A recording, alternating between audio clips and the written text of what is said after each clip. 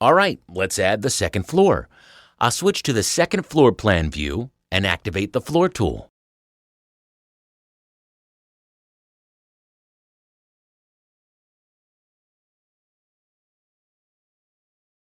This time, I'll choose the generic 12-inch type.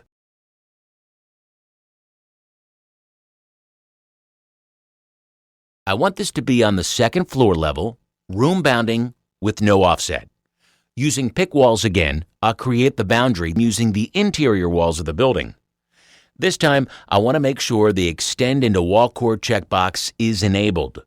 This will extend the floor into the core layer of the wall. So I'll pick the walls so that I create the floor for a bedroom above the garage. Again, I want to make sure the Pick Walls tool creates the boundary on the inside of the walls, so use your flip arrow if yours is on the outside.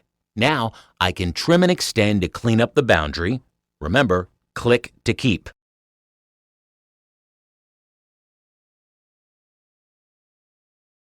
And click OK. When I do, Revit brings up a new warning message. Now, it's incredibly important to pay attention to these messages. Revit shows them to you for good reason. This message tells me that the floor is overlapping some of the walls in the project and asks me if I'd like the floor to cut into and join the walls. Well, since this is the second floor, this is exactly what I want, for part of the wall to be cut away to accommodate the floor.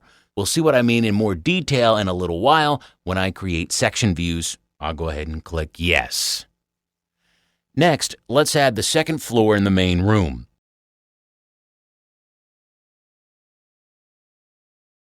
I'll use the same settings and again use the Pick Walls tool with the Extend into Core checkbox enabled. Now, I know we're eventually going to create stairs and a landing for this floor, so I'll manually edit a boundary in a bit. You can click on one of the pink boundary lines to highlight it and drag the circles to adjust its length. You can also use any of the draw tools. I'll sketch a few lines to finish this up.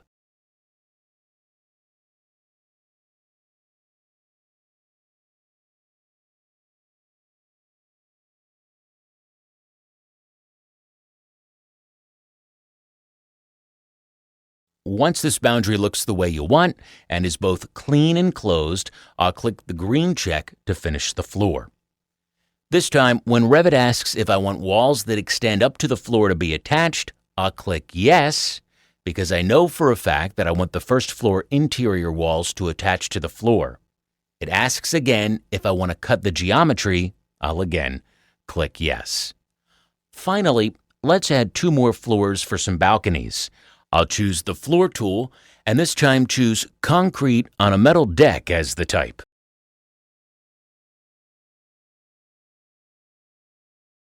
I'll use Pick Walls with Extend into Core checked, and use the Line tool to finish the boundary.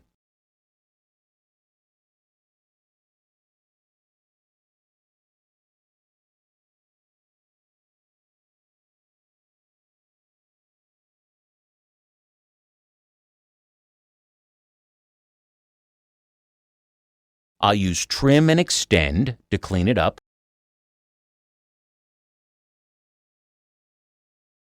and click the check to finish the floor. Another message from Revit appears. I do want this to cut into the walls, so I will click Yes. I'll repeat the process to create a second balcony by the other bedroom.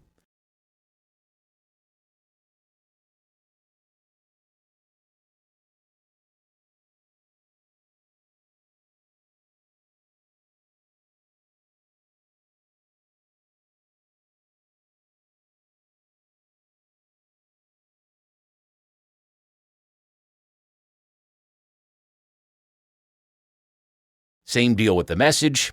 I want this floor to join and cut into the walls. Again, we'll see in detail what this means when we create and look at section views in just a bit. Finally, if I switch to the 3D view, I can see all of the floors that we've created. Excellent.